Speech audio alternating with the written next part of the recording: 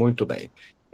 Gostaria de agradecer aqui hoje. Nós estamos na quarta entrevista do curso de Economia para Engenheiros. Temos hoje a ilustre presença do professor Dr. Dark Costa. E novamente aí o Rodrigo vai estar conosco, a quem eu agradeço na sequência pela entrevista e condução da conversa. Dark, eu gostaria que você se sentisse à vontade, mas a gente tem 40 minutos para falar. Depois a gente interrompe e faz a pergunta para os meninos. Aí eles entram fazendo pergunta. Se todos estão de acordo, eu passo a palavra para o Rodrigo. Boa noite a todos. Nosso curso aqui de Economia para Engenharia. A gente está entrevistando hoje um grande pesquisador que também é engenheiro, né? Fez Engenharia Civil pela PUC, depois mestrado e doutorado em Engenharia de Produção,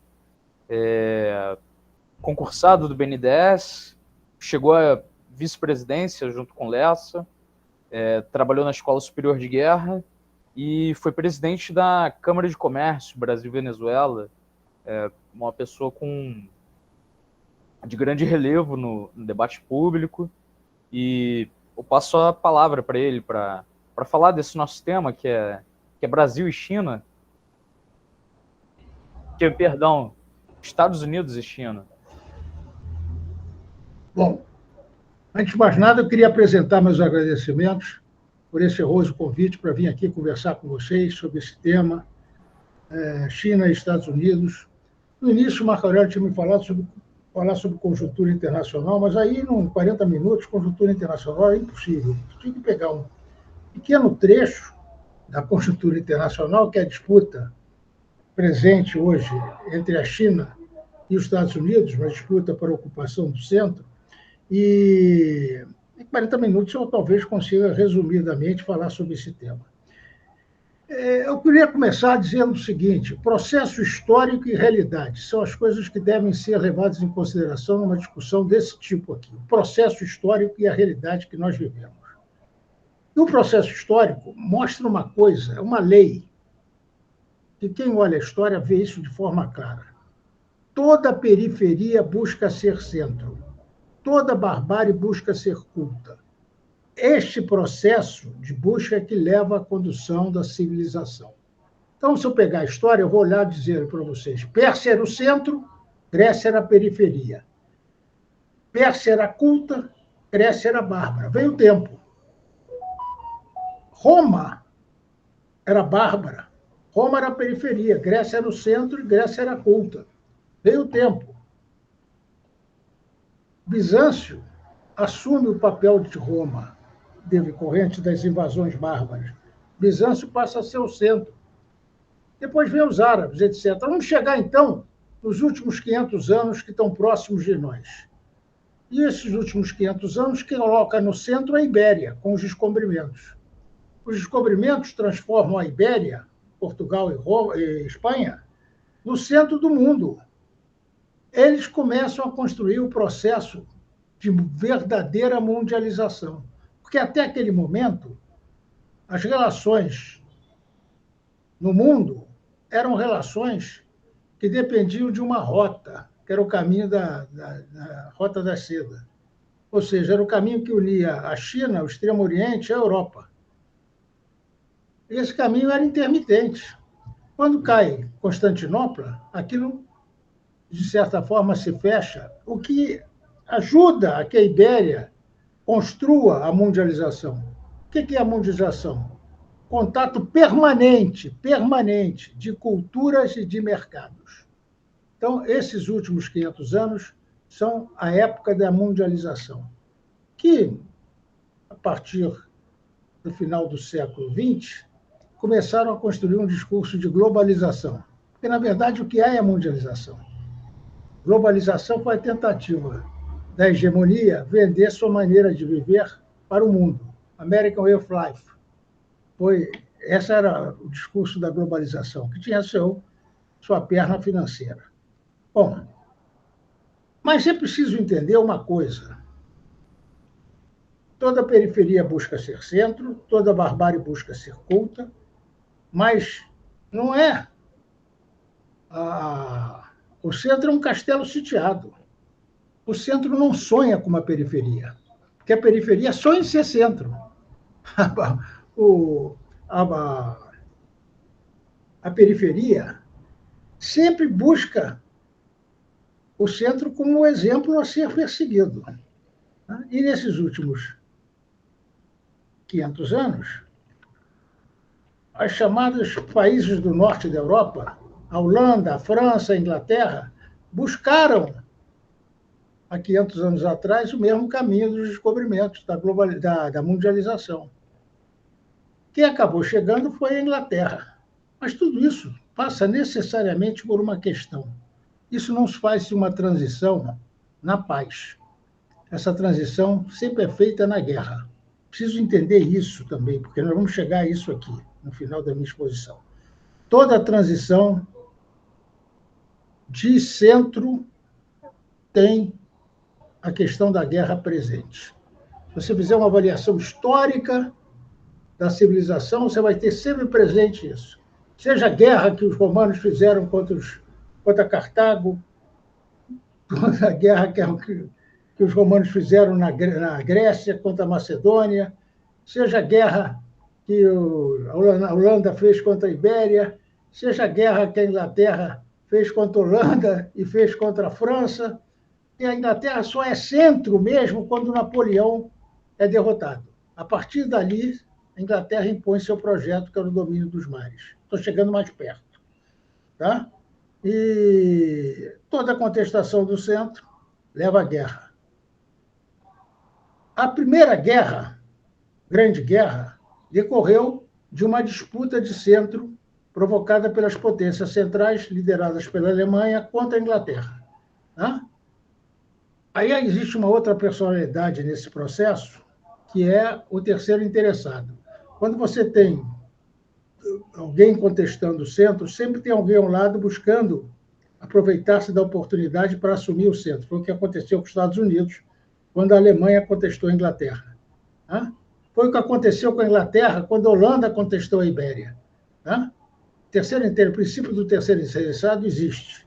Tá? Bom, e com a ascensão dos Estados Unidos, ele se dá de forma definitiva, ele começa na Primeira Guerra, mas se dá de forma definitiva na Segunda Guerra, na Segunda Grande Guerra.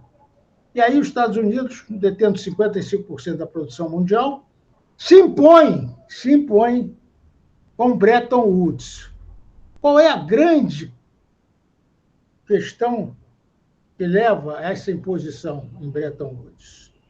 A grande questão foi o poder de senhoragem que os Estados Unidos adquiriu com a sua moeda. Os Estados Unidos impôs sua moeda como meio de transação universal.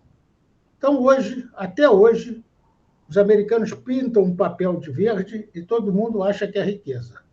Esse poder de senhoragem que agora está sendo contestado, mas durante pelo menos 60 anos, esse poder foi universal, foi imposto. Muito bem.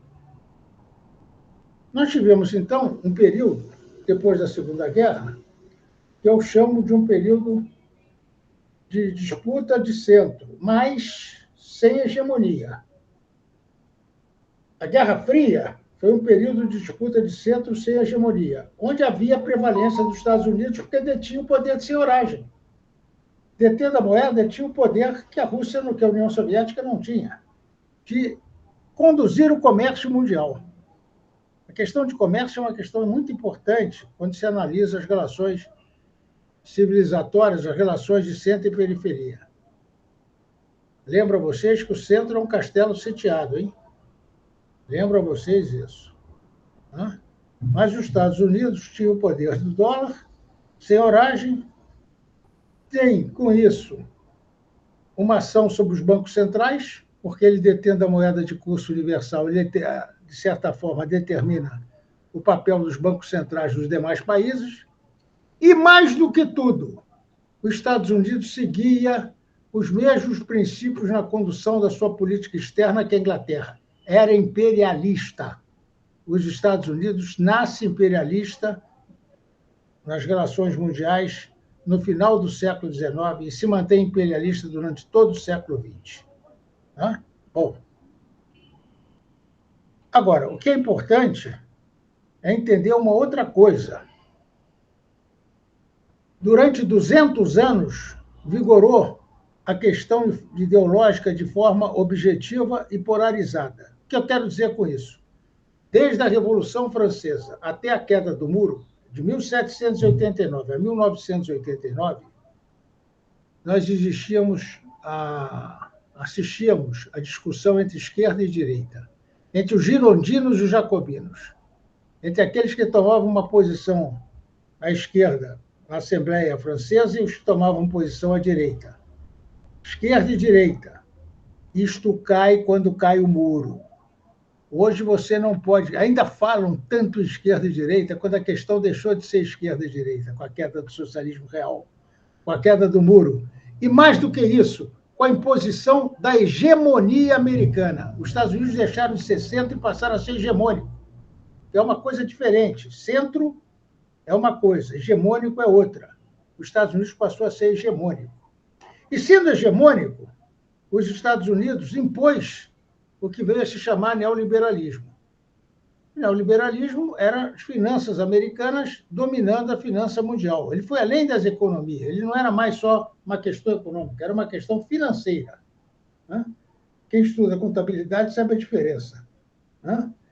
Você pode estar muito bem economicamente, mal financeiramente. Ou seja, você tem um bom patrimônio, mas está sem liquidez. Mas você se salva. Agora, se for o inverso, se você estiver mal economicamente e com muita liquidez, você vai quebrar. Porque se seu patrimônio é negativo, a sua liquidez vai ser corroída. Então, eu estou colocando isso tudo porque eu quero que vocês entendam que há em curso agora uma contestação no centro. Como houve da contestação entre a Alemanha e a Inglaterra, e que os Estados Unidos, como terceiro interessado, se apossou. Hoje nós temos uma contestação no centro. Essa contestação no centro, eu estou resumindo muito, eu podia falar sobre o problema da China anterior, etc., mas eu estou resumindo porque eu preciso chegar aqui aonde eu quero chegar, que é a defesa que a China faz dos seus interesses nacionais. O que difere a China dos outros? É que a China difere dos outros porque ela defende de forma muito mais agressiva os seus interesses nacionais. Como a Rússia também. A Rússia também. Os europeus agora começaram a descobrir os interesses nacionais, porque durante muito tempo trabalharam debaixo da proteção americana. Tá? E os interesses nacionais eram, de certa forma, abandonados. Eu vou falar um pouquinho sobre China. Tá? Mas falar sobre China recente. A China, até a guerra do Vietnã, a China tinha uma posição claramente marxista na condução dos seus negócios. Era caudatária da União Soviética. O que levou a China a mudar de posição foi, no final do século, na década de 60, um problema que eles tiveram no Rio Amur contra os russos, uma peleja por questão de fronteira, que os americanos se aproveitaram, o Kissinger, etc., e construiu com isso uma possibilidade de trazer a China para junto de si, coisa que fez com muita competência. Se vocês pegam o livro do Kissinger, está tudo lá, o livro Diplomacia. Não estou falando do livro sobre China, não. Estou falando de diplomacia.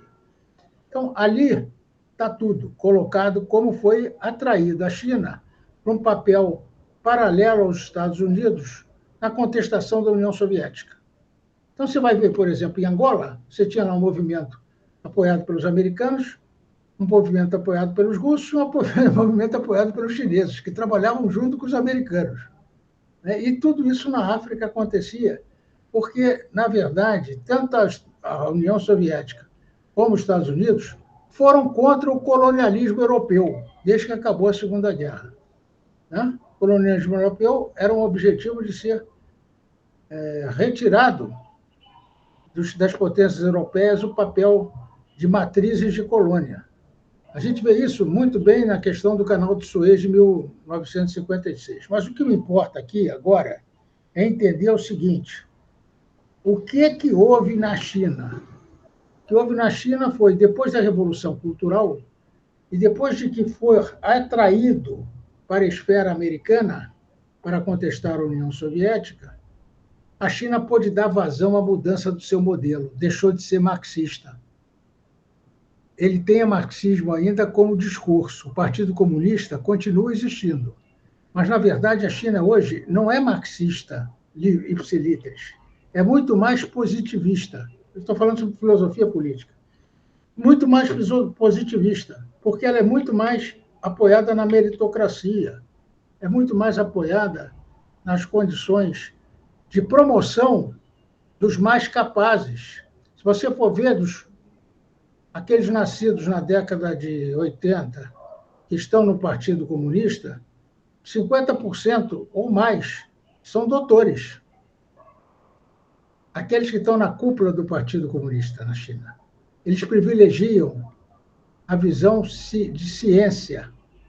Visão que o positivismo tem, de que quem pode governar são aqueles que estão mais preocupados com o desenvolvimento. Quem são esses? Os engenheiros, os empresários, etc. Essa é a visão chinesa, que é a mesma visão.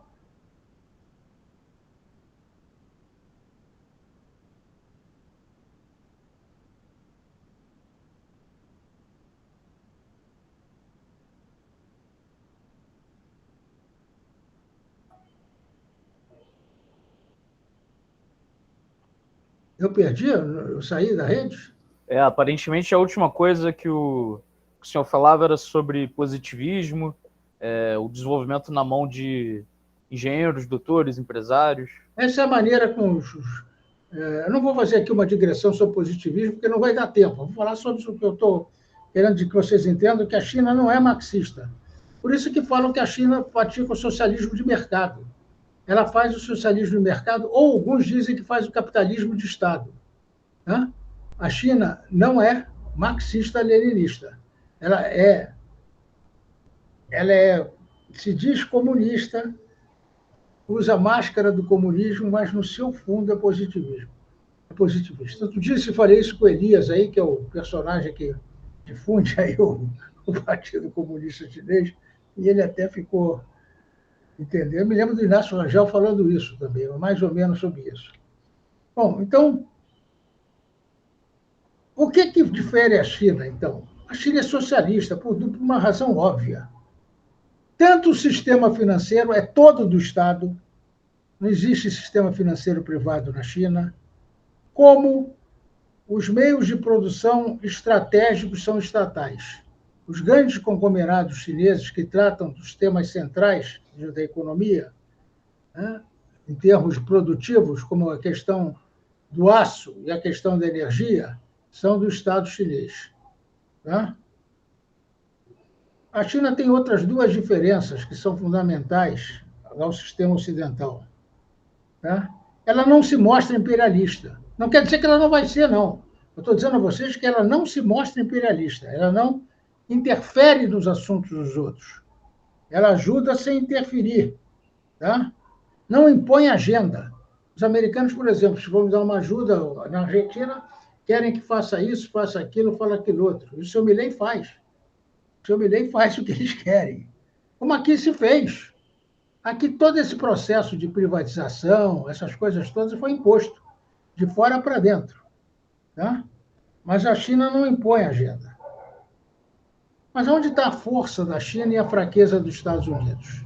Hoje, no momento em que está se havendo essa questão de disputa de centro. A força da China, meus amigos, reside no seu mercado interno e a sua distribuição de renda. Porque de 1979 até hoje, a China colocou 800 milhões de pessoas no mercado de consumo. A China tem uma população de 1 bilhão e 400 milhões. A China tirou 800 milhões de pessoas e colocou no mercado de consumo. Os Estados Unidos, nesse mesmo período, tirou 1/3 da sua população do mercado de consumo. A sua população, em 79, era 240 milhões. 80 milhões de pessoas nos Estados Unidos não frequentam o mercado de consumo. Estão na pobreza. Ninguém fala isso. Mas o que esconde a pobreza dos Estados Unidos é o soft power americano. É a maneira como eles mostram as coisas da América para os outros. Mas quem anda nas ruas de São Francisco, nas ruas de New York, Nova York, vai ver a pobreza que existe lá hoje é forte. Tá? Se você sai das grandes cidades americanas, logo na periferia vocês encontram a pobreza. Tá? Então, qual é a razão da fraqueza dos Estados Unidos? É a questão do mercado. O mercado, para eles, é um mercado não tão demandado como o mercado chinês internamente, porque a população americana não tem renda suficiente para bancar o mercado. Eu vou dar um exemplo aqui, antes estava conversando com você. Aqueles 3 caras que cercaram Trump tinham a mesma riqueza do que a metade da população americana. 170 milhões de pessoas tinham a mesma riqueza daqueles 3 caras, Elon Musk e os outros 2 das Big Techs, que têm uma riqueza equivalente a esses personagens, 170 milhões. Já na China, a questão é diferente. Por quê? Porque na China, a política é que faz a economia. Nos Estados Unidos, é a economia que faz a política. Isso faz uma diferença enorme. Quer dizer, os capitalistas é que determinam o que deve ser feito. E na China, não. Na China, o que fazer está estabelecido pelo partido, pela política. Né? Bom, é como eu digo lá, a China não se muda o partido, mas se muda a política. Nos Estados Unidos se muda o partido, mas não se muda a política. A política americana para o mundo é a mesma, independente se for democrata ou republicano. A decadência dos Estados Unidos. O exemplo mais flagrante da decadência dos Estados Unidos chama-se Trump.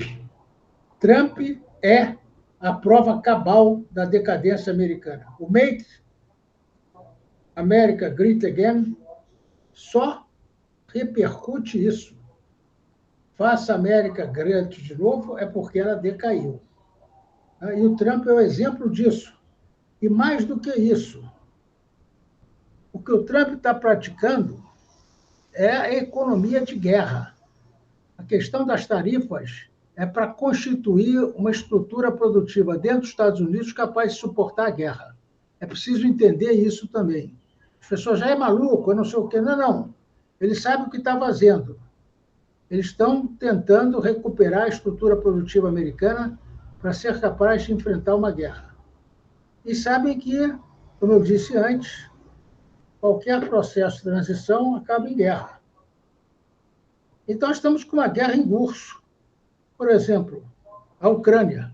A guerra da Ucrânia, tem outra guerra que eu vou comentar, que é mais complicada que essa, mas a guerra da Ucrânia nada mais é do que a derrota da Europa. A Europa se baseia por 3 movimentos. Pela proteção militar que tinha dos Estados Unidos, que o Trump tirou, pelos artigos de luxo que vendia na Ásia, que não consegue vender mais, e pela energia barata que comprava da Rússia, que não compra mais. Então, a questão da Europa, a guerra da Ucrânia é uma guerra de derrota da Europa, pelos 3 motivos que eu falei antes. Não vende mais artigos de luxo na Ásia, não tem condição mais de sustentar um processo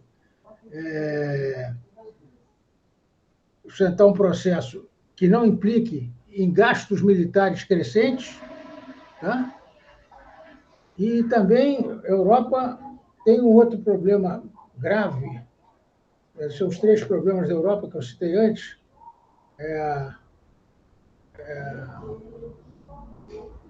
Energia e não Da consegue Rússia, professor. Gás da não Rússia. consegue comprar energia barata, porque com as sanções a Rússia deixou de vender energia e eles estão comprando energia dos Estados Unidos 3 vezes mais cara do que eles compravam, ou dos países árabes, do que eles compravam com a Rússia. Então, a situação lá está complicada. Bom, mas o grande problema para mim, o grande estopim, é a guerra no Oriente. Começando com Gaza, passando pelo Irã, pela Índia e Paquistão, e chegando até o Mar do Sul da China. Ali é que tem o estopim da guerra que virá. Pode anotarem o que eu estou falando, que eu acho que é inexorável uma guerra. Espero que seja uma guerra convencional.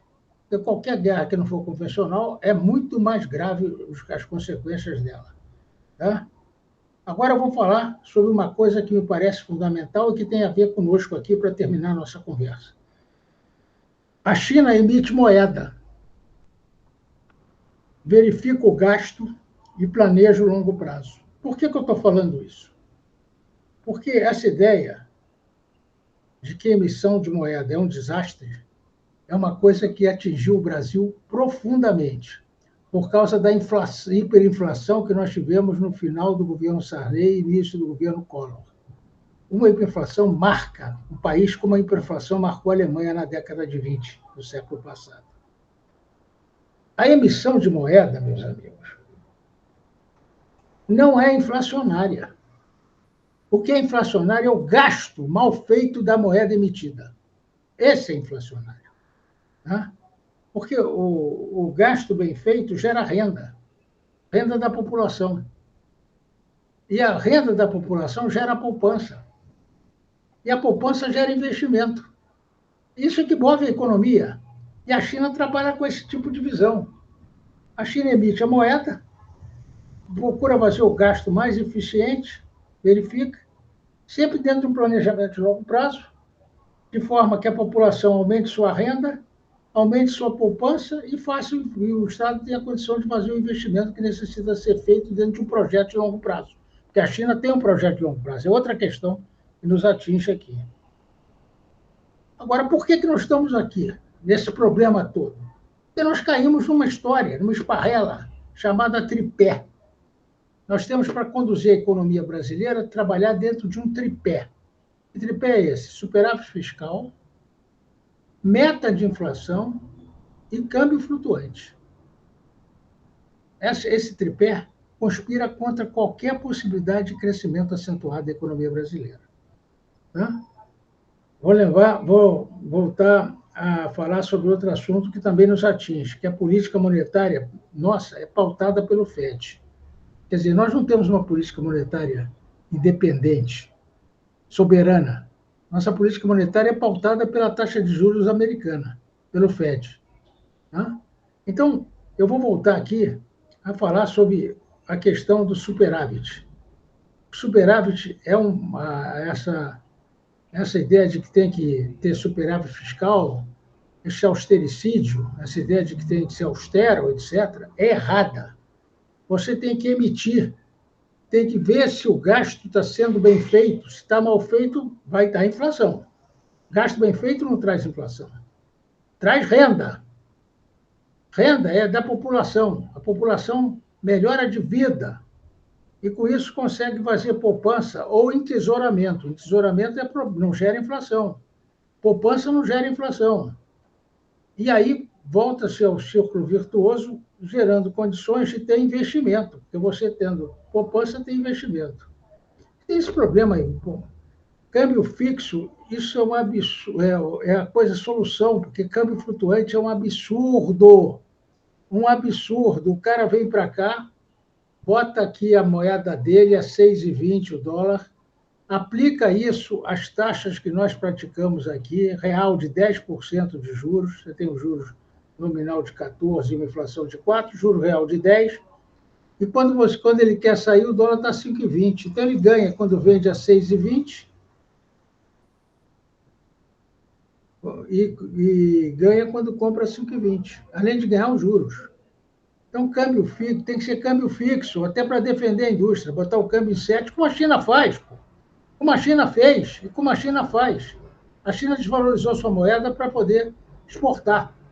Né? Outra coisa é a tal meta de inflação.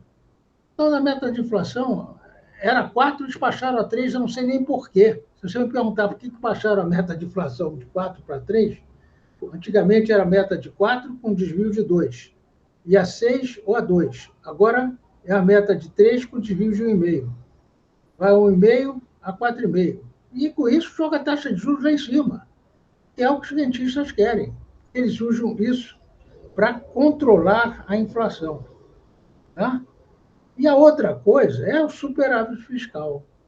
Superávit fiscal, você não emite moeda, você não faz gasto, você não faz renda, você não tem poupança, nem investimento. E a infraestrutura no Brasil parou. A infraestrutura é que faz desenvolvimento. A infraestrutura segue a regra dos 3 Is. Ou ela integra mercados, ou ela irriga mercados, ou ela induz mercados. Então, no Brasil não acontece nada disso. Não há integração de mercados, não há irrigação de mercados, nem indução de mercados, porque não tem infraestrutura. O país travou por causa desse austericídio e a ideia do superávit. Mas é isso que eu tinha a dizer a vocês, para vocês entenderem qual é o nosso problema, haja vista a situação mundial, que é de contencioso objetivo e cada vez mais claro. Eu já disse a vocês que vai acabar numa guerra, não vejo como sair disso, mas que é importante vocês entenderem que a decadência existe e a ascensão também existe. Muito obrigado. Muito bem, a gente viu uma disputa, né, de periferia querendo ser centro. No caso, os chineses tiveram apoio lá do Kissinger, do Nixon, nos anos 70. São o maior parque industrial hoje, não é? E falou de energia, petróleo, falou de moeda. Eu tenho uma pergunta. O senhor falou também de Mar do Sul da China. Ali a gente tem a Ilha de Formosa, onde se fabricam os chips, né? Muito concentrado hoje. Eu vejo o chip hoje como que foi o aço em outros tempos. Não se fabrica nada sem chip. E nesse contexto eu gostaria de lhe perguntar o que são os minérios críticos e como eles podem trazer cisões geopolíticas, especialmente como o senhor vinha falando ali do Mar do Sul da China. Deixa eu colocar uma coisa para você.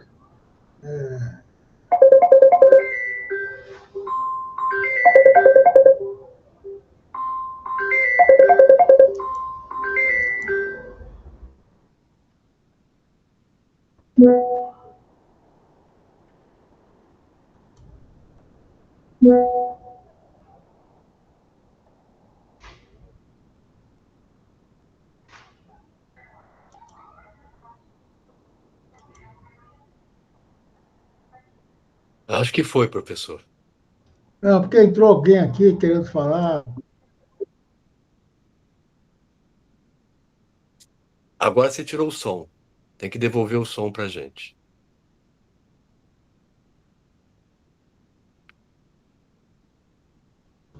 E o som voltou? Perfeito, O som perfeito. voltou? Bom, então deixa eu falar sobre. Você tinha perguntado sobre as terras raras. O que se conhece hoje de terras raras, a grande reserva, o país que tem mais terras raras é a China. Depois é uma disputa entre o Brasil e o Vietnã, em termos de depósitos de terras raras. E as terras raras têm diferentes tipos de minérios, que são raros. Tem terras raras mais com wolframio, outras mais com galho, outras mais com... Quer dizer, os minerais mudam em função da ocorrência. Mas o que é importante entender é o seguinte: eles se transformaram, evidentemente, no grande elemento central da tecnologia moderna, a construção de equipamentos modernos. Não é só nos chips, não. É nas ligas metálicas, nos elementos que montam as redes neurais das máquinas. Tá? Então, tem aí uma aplicação enorme. A China tem uma vantagem em relação ao resto. Ela tem os métodos de processamento dessas terras raras, o método de refinamento desses metais. E isto é uma coisa muito complexa e que gera uma série de refugos que são poluentes, tá? O aproveitamento dessas terras raras. A China tem a possibilidade, então, de dominar o mercado, porque ela detém a matéria-prima. Tá? E isso é uma grande ameaça para os Estados Unidos. Tá? Uma grande ameaça. A Formosa só consegue produzir o que produz porque Formosa investiu nesse processo é preciso levar em consideração que a única fábrica capaz de fazer máquinas que constroem chips é holandesa. É holandesa. A chinesa agora está acabando de fazer uma máquina para produzir chips. Agora, um dos problemas do pé de barro dos Estados Unidos é que eles também resolveram entrar agora nisso para fazer máquinas para produzir chips. Porque, por enquanto, quem tem isso mesmo, tecnologia dominada sobre isso, são os holandeses. Tem isso há 20 anos. E cada vez com menores, com mais micros elementos na construção dos chips. Cada vez chips menores e mais refinados. Então, essa questão... E outra coisa, é preciso entender que Taiwan é chinesa. Essa ideia que Taiwan é independente é só no imaginário americano. Tá? Porque é preciso recordar que a guerra civil na China, que levou entre os nacionalistas e os comunistas, que levou os comunistas ao poder, fez com que os chineses nacionalistas se refugiassem em Formosa e criaram a questão. Formosa passou a ser uma província rebelada da China. Tá? E dentro de Formosa existe uma dualidade entre os que querem ser chineses por inteiro e aqueles que acreditam na ideia da independência de Taiwan. Tá? Mas aquilo, a China está deixando ali, aquilo cai por Maduro. Sem falar do cara da Venezuela, mas cai por Maduro, entendeu? Porque a China é, sem dúvida nenhuma, detentora da cultura de Taiwan. Taiwan foi ocupada pelos japoneses depois da Guerra Sino-Japonesa, no início do século XIX, 1904, mas ela ficou japonesa durante 40 anos, até os chineses e japoneses serem destruídos, serem derrotados pelos americanos. Né?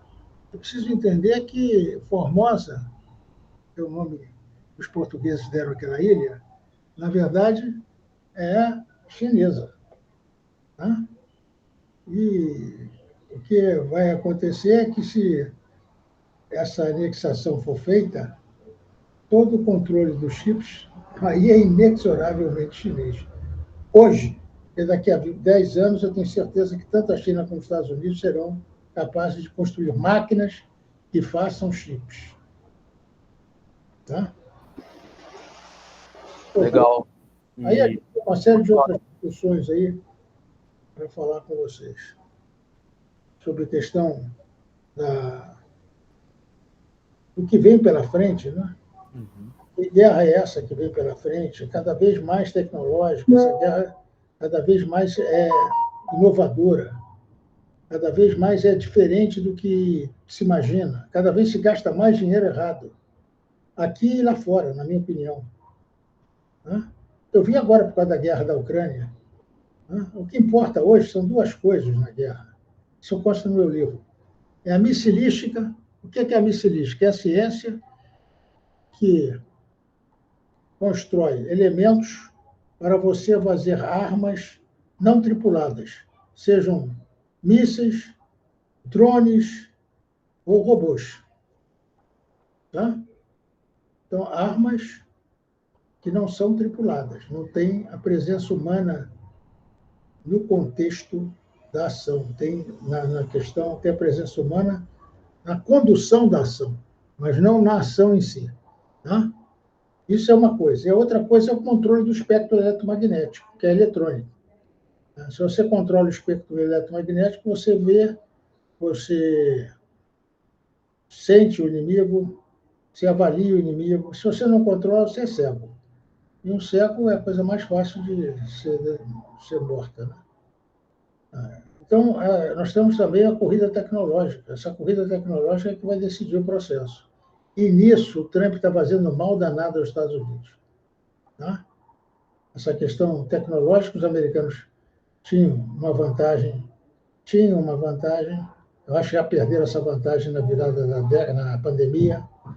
Um dia eu estava lendo um estudo de uma universidade australiana, das 38 tecnologias relevantes, os chineses estão na frente de 32. Tá? Então, é preciso levar isso em consideração. Bom, nós estamos vivendo, então, esse problema aí. Lembrando sempre o seguinte, como eu disse antes, a China não está imperialista. Não sei se ela será imperialista, mas ela não está imperialista. E tem um outro detalhe que nós temos que prestar atenção muito claramente. Os Estados Unidos e as potências europeias foram centro, são centro ainda, cada vez menos. Por isso comeram muito na periferia. E a China está chegando agora. Então a China tem uma fome muito maior. Tem que ter cuidado com isso. Tem que ter cuidado com isso. Bom, é isso. Então, agora, com respeito ao que você está falando de terras raras, né? Nós estamos na segunda reserva de terras raras no mundo. E grave, muito grave, foi o que foi feito na década de 90. Eu me lembro que na Constituição de 88 havia uma proteção às reservas minerais do país. Só empresas nacionais podiam processar isso. O senhor Fernando Henrique, numa das suas emendas, aquelas grandes emendas do senhor Fernando Henrique, entregou o patrimônio mineral do Brasil ao mundo. E aí nós estamos com esses problemas. Outro dia eu descobri que uma empresa peruana, controlada pelos chineses, compraram uma ocorrência enorme que tem na Amazônia de metais. Inclusive terras raras.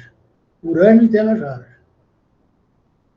Quer dizer, e a privatização da Vale? Que é coisa mais escabrosa do que a privatização da Vale?